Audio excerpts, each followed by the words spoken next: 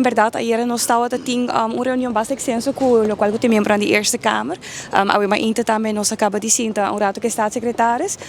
delineando eigenlijk y también poniendo también un accento arriba lo cual hay prioridad con nosotros y deseo con nosotros para continuación arriba lo cual hay colaboración con Holanda. No olvidar que Holanda también tiene un ciclo de preparación ahora que llega a su beleid, su manejo, bote un gabinete nuevo cuadrenta, de preparación de un presupuesto, para lo cual que bien, que me se guarda entregar septiembre venidero, of augustus eigenlijk. Para nós é importante dentro do trajeto que nós estamos no momento aqui de últimos 5 ou 6 anos que nós trabalhamos com a Holanda arriba é base de por exemplo onderlinge regeling para o qual o landspakket TWO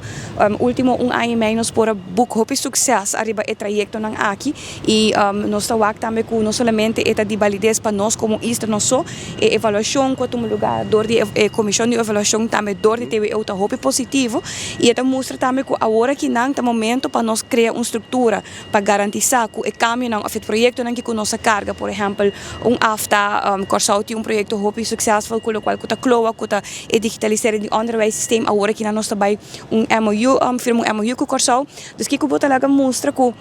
a inversão de Holanda, depois de 5 ou 6 anos, tem seu êxito koninkrijksbreed, não somente para isla individualmente. Nós, mas claro, tem alguma prioridade que a vetari também nós vamos seguir dialogar e fazer,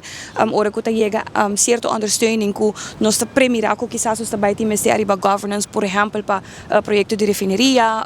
nós quer chegar na fase onde